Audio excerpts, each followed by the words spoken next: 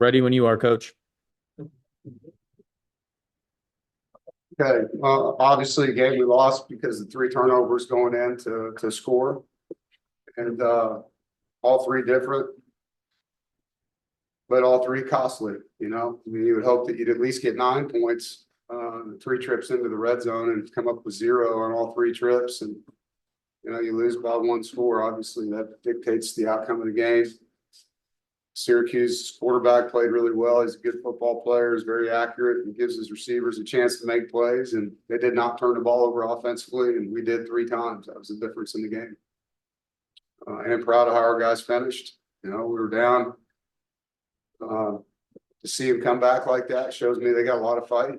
And so I am proud of them for that, for coming back and fighting and giving us a chance to, have a one possession game there down the stretch. Noah, go ahead. Hey, Coach, you talked about the three turnovers. How deflating for an offense is that to move the ball and just have it get taken away down toward the end of the drive? I mean, it's one of the tenets of our program. We're undefeated in the last 5 years and we win the turnover margin. Talk about it every week, and the guys know it. And we got to do a better job believing it. It's the most important thing on the whole field is the ball. There's a reason they named the game after it. And we're not coveting the ball enough on offense. And obviously they did a better job of that than we did with their offense compared to ours and their defense compared to ours. So that was the game. And three times we just marched right down the field, did a really good job moving the football, converted on those third downs, made some plays. And each time we got down there, it was a different player. And so, we got to get back to protecting the football. That's how you win games. Jaden, go ahead. Speaking of the offensive progression, how would you kind of evaluate what you saw from CJ today? Some good, some bad.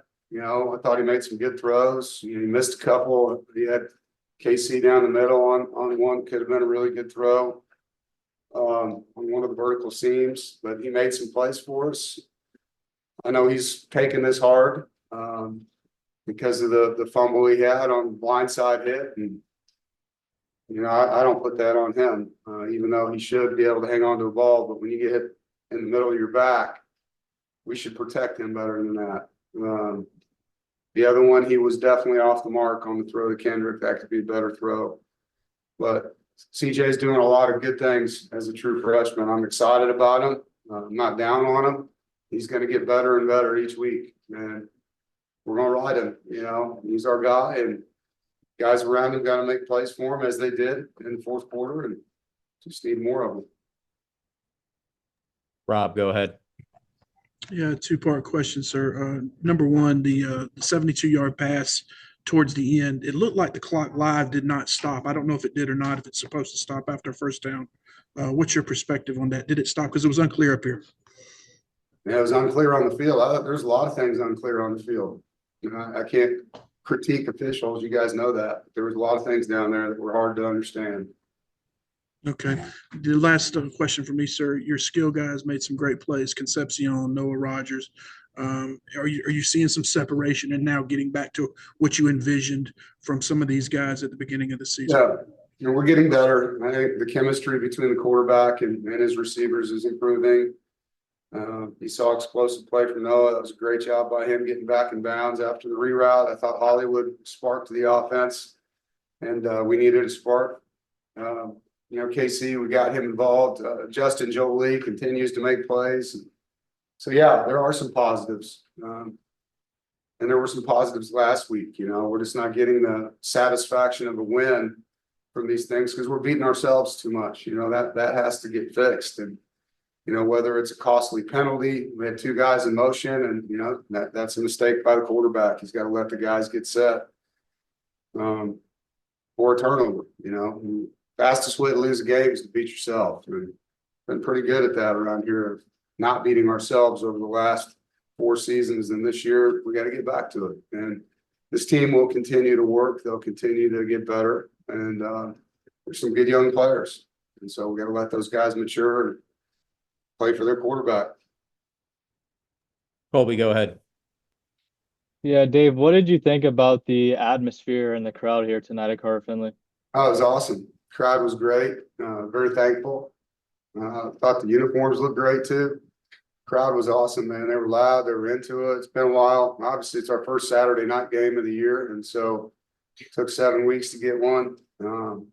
With the first game being at night, but it was on a Thursday, so it was great to have a weekend that way. Thankful to the fans and to the student section, and they were great.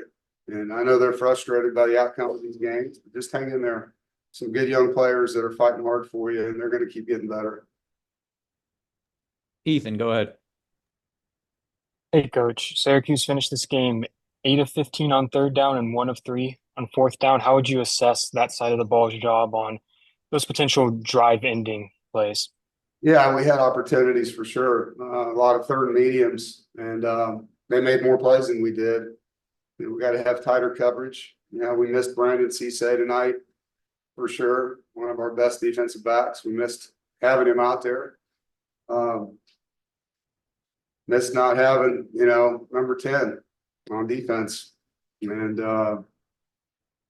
when you're missing good players on a certain side of the ball on key downs, it shows up, shows up. And so was it good enough? No. We expect to be better than they were 8 of 15. So 50%, we expect to be better than that. Obviously, fourth down, they were only 1 of 3. So it means we were 2 of 3. That's pretty good. And it's the third and medium area, where they converted on some slants and just really tight coverage throws, good catches by their guys. And we got to have tighter coverage to be able to break those up. Noah, go ahead. Hey, coach, you talked about the fight from your team at the end of the game to make it a one-score game. What do you say and what's the message to this team kind of moving forward from this loss and trying to keep them together? And you talked about a lot of young guys playing in big roles. How do you try to keep their spirits up moving forward? He's telling the truth. I mean, we fought hard. I told him I was proud of their fight and told him that we can't turn the ball over 3 times in the red zone and expect to win. I mean, it's honest. I was proud of how they finished. They fought hard, man, all the way down to the onside kick. We had a chance at that football, and Kanoa did a nice job. So you just tell them the truth. I mean, I care a lot about these players and just want them to play hard for each other, keep getting better, and eventually the tide's going to turn if you do it that way. Thanks for joining us, Coach. All right, thank you.